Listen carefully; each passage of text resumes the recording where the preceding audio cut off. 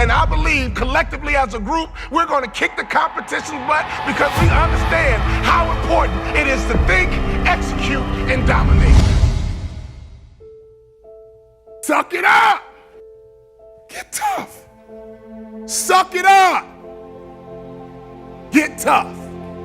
People want to have success. People want to make a lot of money, but they want it to be easy without any challenges. Do you think it was easy for me to become one of the top 450 basketball players in the world that you never heard of?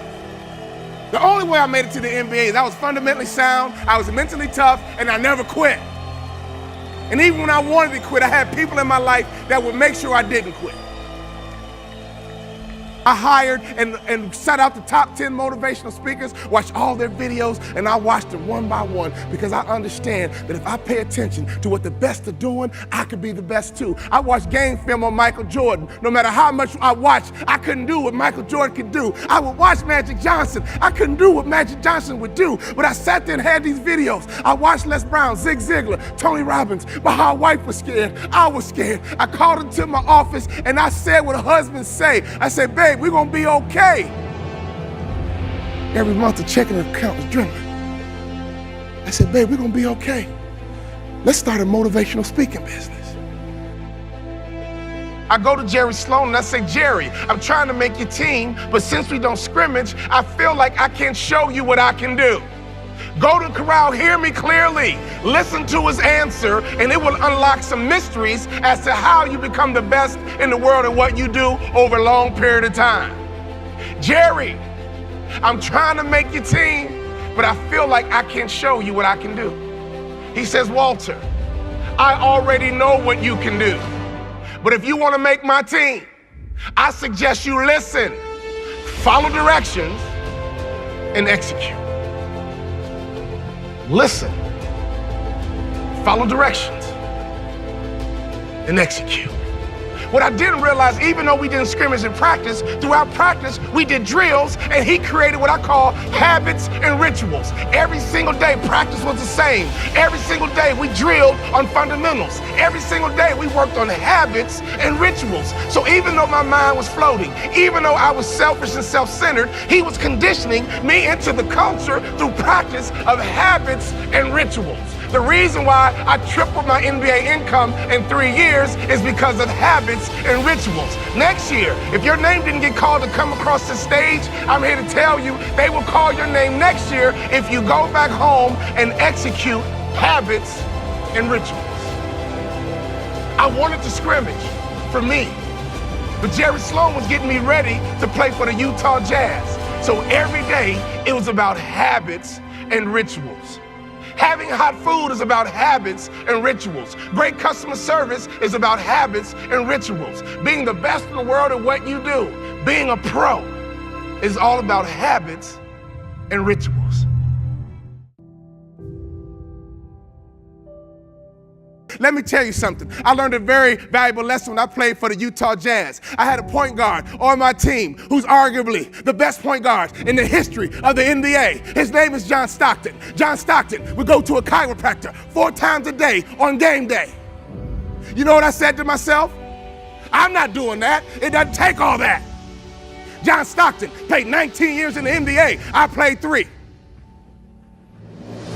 You would have thought I'd have been smart enough to watch a Hall of Famer and just shut my mouth, hop in the car, and go with them. No!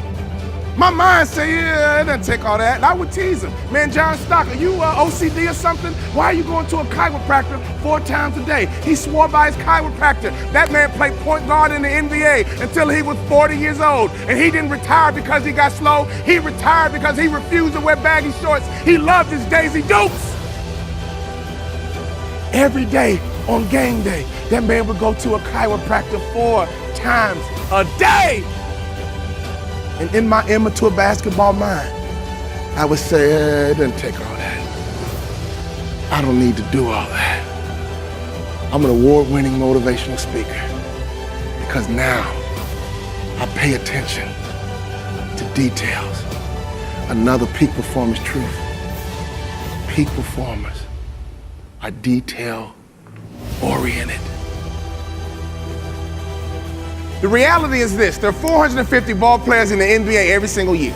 They give out 450 jerseys and there's only 10 superstars. So while the general public focuses on the superstars, professional sports is really made up of guys like me. Every single day I drilled the fundamentals. So when I left sports and got into business, I didn't focus on making money. I focused on fundamentals because I understood I made it to the NBA because I was fundamentally sound. So when I get into business, if I become fundamentally sound in business, and if I become the best in the world in business, I bet you I can make a whole lot of money. I got recruited coast to coast, and that's how I learned how to sell. The doorbell would ring. These coaches would come into my living room. They always traveled in a pack of 3. They always wore university-issued golf shirts. They always had a brochure, and they put the brochure on the coffee table. There were always 4 students on the brochure, 2 white, 1 Asian, and 1 African-American every single time. And sometimes they would substitute the Asian for a Latino. And as I collected more brochures, I began to recognize some of the same kids on different schools' brochures.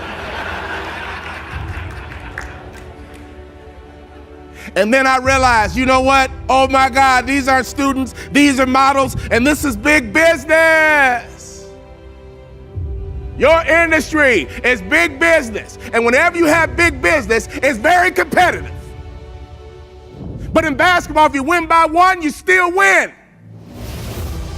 If you win by 1, you still win. So when you want to compete at a high level in a very competitive business, you better pay attention to every little detail. Sometimes in franchise systems, when the leader talks about what we need to do, some of you sit there and say, oh, we don't need to do that. I'm not doing that. It doesn't take all that. It don't need to do that. I don't take all that. Some of you guys right now in the opening keynote had that thought going to your mind. Oh, I'm not doing that. I don't need new plates. I'm not doing that. I'm not doing this. I'm not doing that. You already made up your mind not to do it.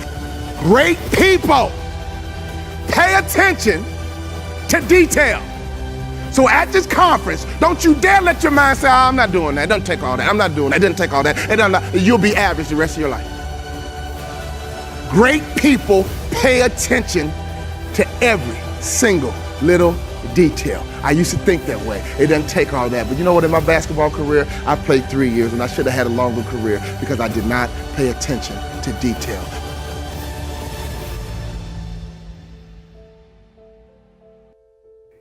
I'm kicking my competition's butt, mainly because I cut off the news and I understand my success is based on my daily habits. The first day of high school, I walked in full of confidence. I believe confidence is arrogance under control. I walked in my first day of high school full of confidence until I passed the principal's office. And he was 6'6", 240 pounds. Everybody else called him Mr. Bond, but I called him Dad. That first day of school was the longest day of my life. I attended high school in Chicago's inner city where my father was a principal of my high school. I got to the lunchroom and I ate lunch all by myself. I could hear my classmates whisper, that's the principal's son, that's the principal's son. Where? Right there. I couldn't wait to get home. I made up my mind, when I get home, I'm gonna throw a pity party. Go ahead and cry, feel sorry for yourself. Be angry, be frustrated, but I only give you 3 days. I went home that first day of school and I threw me a 3-day pity party. You guys don't know me, but I know how to party. Peak performers always think positively. So go ahead and throw your pity party for 3 days and that's it. Every other thought after that 3rd day, make sure it's positive. If you see you or feel yourself thinking negatively, stop it right then. And reprogram your mind to think positive. I'll give you 3 days. Go ahead and do it. I do it myself all the time. But I threw that 3-day pity party and I came up with a plan. I'm going back to high school. I'll be starting a baseball team, basketball team, football team, president of my journalism club. My classmates are going to vote me most likely to succeed. 4 years later, after my pity party, I got focused. When I was an immature basketball player, I didn't get that concept. I had another teammate named Karl Malone, who arguably had the best body in the history of the NBA. I would go to restaurants with him, and he annoyed me. I couldn't even imagine what the waitress felt like. He annoyed me. Now, he had the best body of all time in the NBA, but he annoyed me at restaurants. He would order grilled chicken Caesar salads, and he would ask the waitress, when you grill my chicken Caesar salad, could you make sure there's no char marks on my chicken breast? You want her to levitate the chicken over the grill? I mean, what do you want her to? Very picky, very meticulous. Will Walter Charmarks have carcinogens? Carcinogens create cancer. I want the chicken breast, but I don't want the cancer.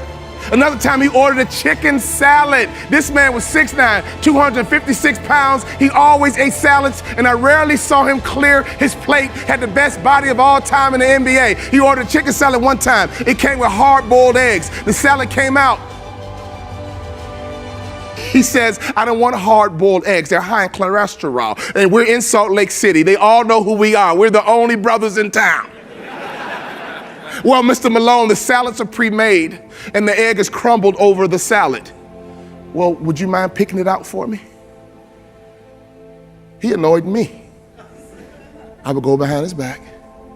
I would apologize to the waitress and give her an extra tip. Me? I ate whatever they brought me. French fries? Cool. Gravy? Cool. This the wrong order. I'll keep this and I'll eat the other food you bring out too. He annoyed me when he ordered food because I thought he was difficult. Karl Malone played 20 years in the NBA. I played 3. I actually have motivational speakers calling me saying, Walter, we're in a recession. I'm thinking about quitting and getting a real job. Now, isn't that an oxymoron? A motivational speaker quitting. You know what I do when I get those phone calls? I motivate them to quit. Because in my mind, if it's going to be a dog-eat-dog world, I'm going to be the big dog. And I always ask them a question because they say, you know, Walter, the economy, the recession, the economy, the recession. I don't trust the media. I was a high school basketball star. I began to deal with the media when I was 16, 17, 18 years old. I understand how the media operates. I understand how they make money. So I always challenge these motivational speakers. Well, if we're in a recession, how do you know? Prove it to me. Answer's always the same. Heard it on the news. Let me show you how it plays out. I just had a financial service firm book me for 30 events. If you multiply my fee times 30, that's an NBA contract. They wanted these events dealt and delivered in 90 days.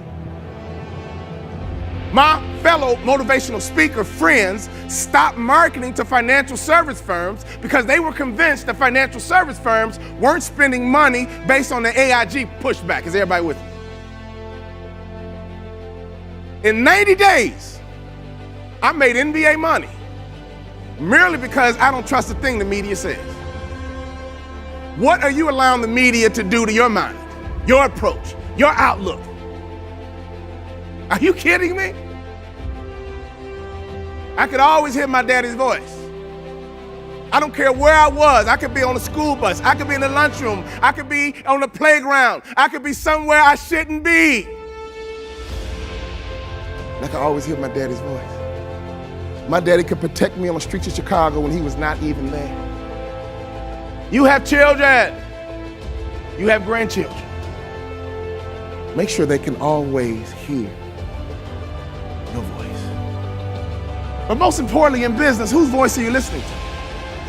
When it comes to franchising, whose voice are you listening to? When it comes to same-day sales, whose voice are you listening to? When it comes down to hiring the right Cassie, whose voice are you listening to? When it comes down to being successful in franchising, whose voice are you listening to?